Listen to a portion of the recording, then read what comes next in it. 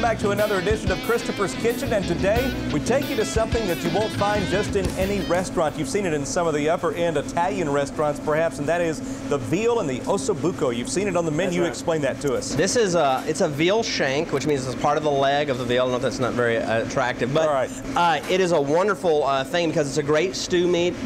It has lots of flavor because of all the gelatin and stuff in that meat. When it melts out, it's just really nice. You can get these Osso Bucco at Reed Fields. They cut them for us, and they're great. They get them nice and thick, 3 inches thick, just like this.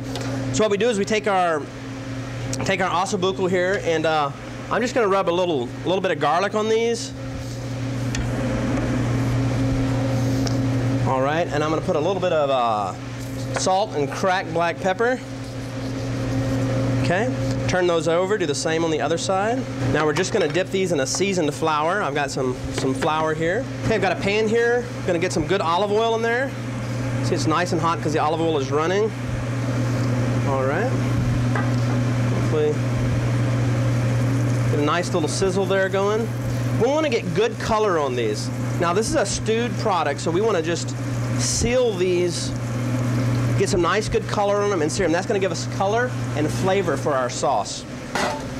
So while those are searing off, I'm going to come back to the cutting board and cut our tomatoes and mushrooms for this. I'm going to do some quartered Roma tomatoes. I like these because they have more, they are more dense, have more body. I'm going to do the same thing with the mushrooms, just quarter these. All right, let's take a look at our veal here. Turn that over. Okay, good. We got a nice little color. Might even go a little bit dark on that. It wouldn't hurt it, but I'm going to turn these over for now.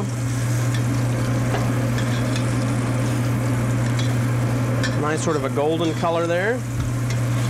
Okay, and we're going to sear that other side. Okay, now in your kitchen when you're doing these, you can sear these on all sides. That'd be fine.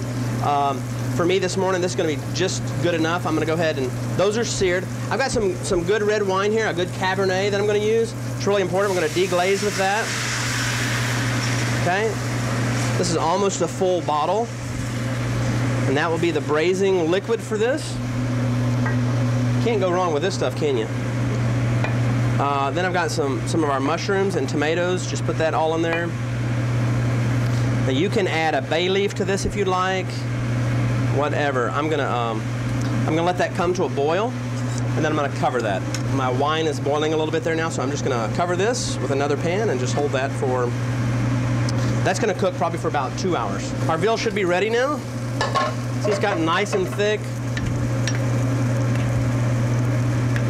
Tomatoes are cooked. That makes a nice sauce there. Now see that it's so tender that it really is falling off that bone there, and that's exactly what you want. Just put this on a plate like this. Definitely got to have some of the sauce around. Well, you can sure smell that wine in there as well. You bet. Now you've got to serve this with, now this is a very winter dish, some roasted potatoes, some pasta, rice, or we serve ours at the restaurant with a little potato gnocchi.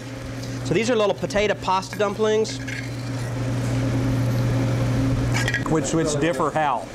Well, it's a little bit, it's a pasta made with some potato in it. Okay, so it's really nice. I think potatoes are nice. So you can imagine like oven roasted rosemary potatoes. Just grab you a little bite of this, Mike, mushroom, and a little bit of gnocchi. Very hearty. Yeah, it looks very hot too. You're gonna burn. It's not that hot. You're all right. It's a big bite though. Good flavors though. Yeah, incredible combo. Braised and red wine. That is some of the tenderest meat I've ever had. It's and actually, if you do it right, the longer you cook it, the better it is.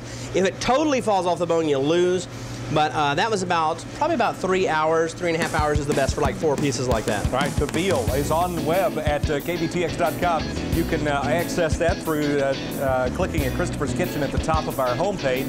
That recipe pops up along with all the others that we offer from time to time, fresh out of Christopher's Kitchen. For Christopher Lampo, thank you for making us a part of your morning. I'm Mike Wright.